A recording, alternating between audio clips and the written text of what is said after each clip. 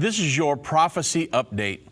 The Bible prophesies that a peace agreement will be signed between the Israelis and the Palestinians, and that this agreement will begin the final 7 years to the second coming of Jesus Christ and the Battle of Armageddon.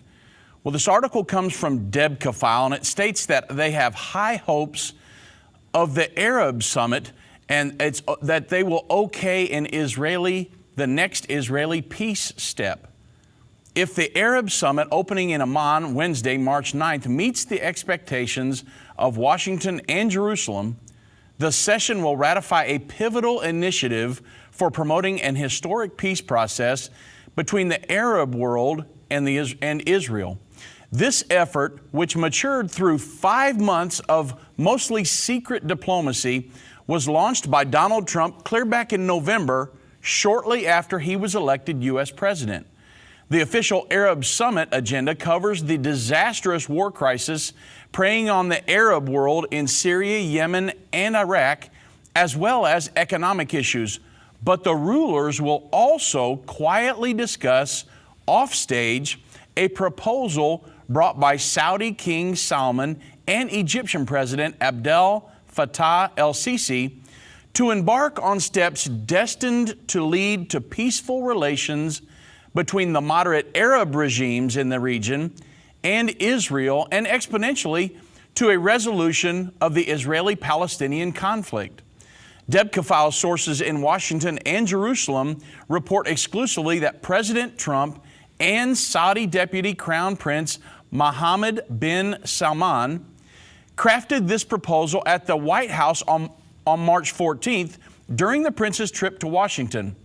It was the high point of their talks, although they also aired and reached agreement on the war crisis in Syria and Yemen, as well as America's next steps against Iran and both those fronts, and in the Gulf region as well.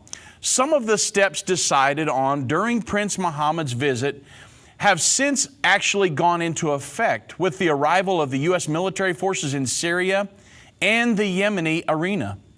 In the course of their conversation, Prince Mohammed informed Trump that his father, King Salman, had agreed on the need for the first time to amend the original 2002 Saudi peace proposal, which the Arab Summit ratified unchanged in 2007.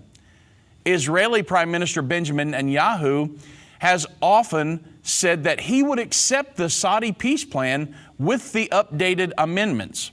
So you understand the gravity of the situation here. Prince Mohammed added that the United Arab Emirates de facto ruler Mohammed bin Zayed Al Nahyan and the Egyptian president had responded affirmatively to the king's request to underwrite the proposal.